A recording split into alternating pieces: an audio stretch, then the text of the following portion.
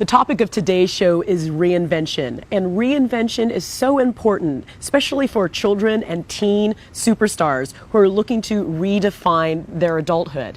Today I have Jason Fox, who is the author of Ricky Nelson Uncovered, which talks about the life of Ricky Nelson. So first of all, I'm fascinated.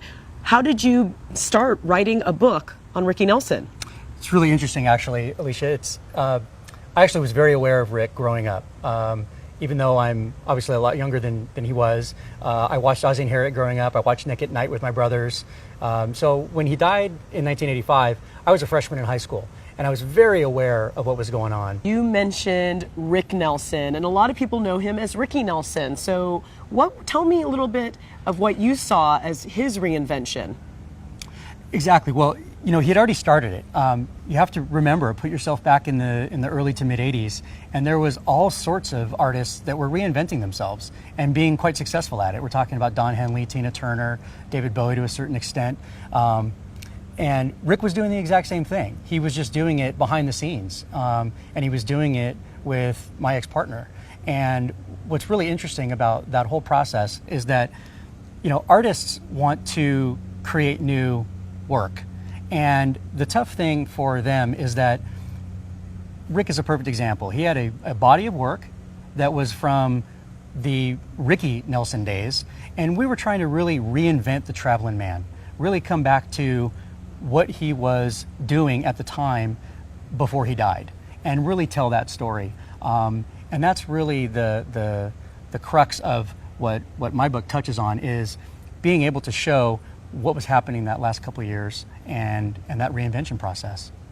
So Ricky Nelson was reinventing himself, and really musicians, they crave that reinvention. It's really part of the creative process. It really is. The artistic process itself is just invention. It's creation. And so you can imagine constantly playing the songs that you played when you were 16, 17, 18 years old, and you're in your mid-40s. That's a tough issue for people to survive when you are an artistic being. And so being able to write music and play music in his own home, although that feeds the creative juices, artists need to share that. And that's what he was doing. He was doing it just like everybody else was at that time, and he was doing it quite well. And unfortunately, it was cut short, and that's really the tragedy.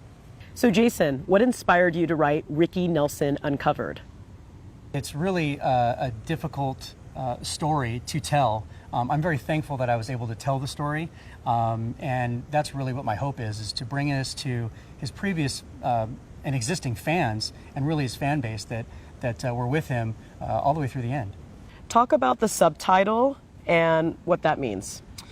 Yeah, so basically the process was really a 10-year process.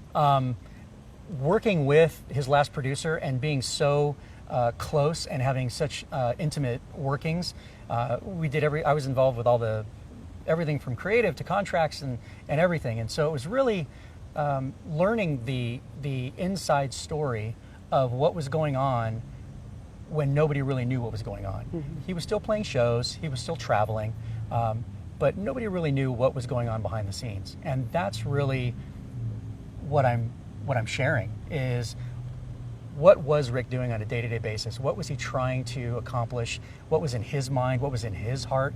What was the goal? What was he trying to move towards? And that's really what the process is for me.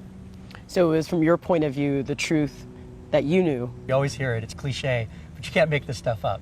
And so that's really where it comes from. It's a story that really needs to be told, really so that people can understand where Rick was at. So you heard it here. You can't make this stuff up. If you are a Ricky Nelson fan or a Rick Nelson fan, you definitely want to check out Ricky Nelson Uncovered by Jason Fox. Thank you, Jason. Thank you, Alicia.